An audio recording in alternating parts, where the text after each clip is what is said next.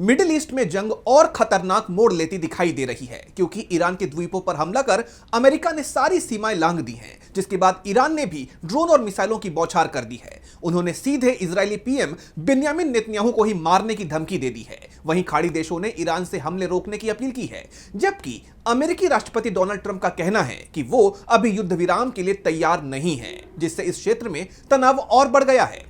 तो middle east में कैसे तेज हो रही है जंग, आइए देखते हैं इस रिपोर्ट में। मिडिल ईस्ट में छिड़ी जंग 16वें दिन में प्रवेश कर गई है और इसके साथ ही सभी पक्षों के हमले और तेज हो गए हैं।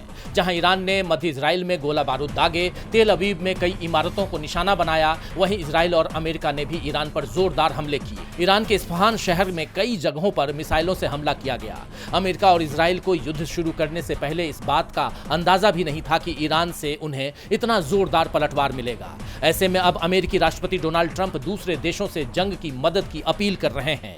उन्होंने कहा कि उम्मीद है कि चीन, फ्रांस, जापान, दक्षिण कोरिया, ब्रिटेन और अन्य देश हॉर्मुज जलडमरू मध्य की सुरक्षा में अमेरिका की मदद के लिए क्षेत्र में जहाज भेजेंगे। आप जानते हैं कि हॉर्मुज स्ट्रेट में अमेरिका और इजराइल की जहाजों पर ईरान के हमलों ने इस क्षेत्र से होने वाले वैश्विक व्यापार को अस्त व्यस्त कर दिया है। वैसे ईरान ने यह भी साफ कर दिया है कि ये हॉर्मुज स्ट्रेट केवल अमेरिकी और इजरायली जहाजों के लिए बंद है, दूसरे किसी जहाजों को निशाना नहीं बनाया जाएगा। लेकिन इस पूरे घटनाक्रम ने दुनिया भर में तेल संकट खड़ा कर दिया है, क्योंकि इस जलमार्ग से 20% वैश्विक तेल की सप्लाई होती है। ऐसे में अब ट्रंप की तरफ से ईरान के खिलाफ दूसरे देशों को जंग के मैदान में उतारने की कोशिश की जा रही है, लेकिन उनकी कोशिश नाकाम होती नजर आ रही है। जापान ने बाधाओं का हवाला दिया तो दक्षिण कोरिया का कहना है कि वो इस पर विचार करेगा। यानी फिलहाल कोई दूसरा देश अमेरिका की मदद के लिए आगे नहीं आता दिख रहा है, लेकिन ईरान के तेवर जरूर सख्त होते जा रहे हैं। ईरानी सेना इस्लामिक रेवोल्यूशनरी गार्ड कोर ने इजरायली पीएम बिन्यामिन नेतन्याहू को खत्म करने की धमकी दे दी है। उसने कहा है कि अगर ये बच्चों की जान लेने वाला अपराधी जीवित है तो हम उसका पीछा करना जारी रखेंगे और पूरी ताकत से उसे खत्म कर देंगे। जब तक वो जिंदा है तब तक उनका पीछा किया जाएगा।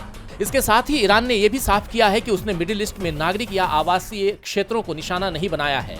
ईरान के विदेश मंत्री अब्बास अरागची ने कहा है कि तेहरान ऐसे हमलों के लिए जिम्मेदार लोगों की जांच के लिए अपने पड़ोसियों के साथ एक समिति बनाने के लिए तैयार है। तेहरान खाड़ी देशों के साथ बातचीत कर रहा है और किसी भी ऐसी पहल का स्वागत करेगा जो ईरान पर अमेरिका और इजराइल युद्ध की समाप्ति की गारंटी दे सके। दरअसल खाड़ी देशों ने ईरान से अपने क्षेत्रों पर हमले बंद करने की मांग की है।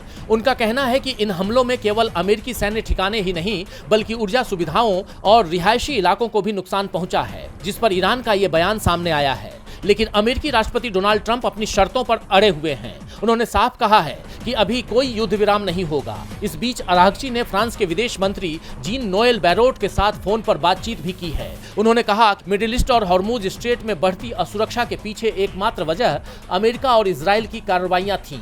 दूसरे देशों को मौजूदा हालात के प्रति जिम्मेदार दृष्टिकोण अपनाना चाहिए। उन्हें ऐसे कदमों से बचना चाहिए जो इस संघर्ष को और बढ़ा सकते हैं। ईरान ने पहले भी कहा था कि वो केवल अपना बचाव कर रहा है और अब अरागची ने दोबारा साफ कर दिया है कि दूसरे देशों को जिम्मेदार रवैया अपनाना होगा। बहरहाल अब ये जंग आगे क्या मोड़ लेती है ये देखना होगा। डीबी लाइव की रिपोर्ट।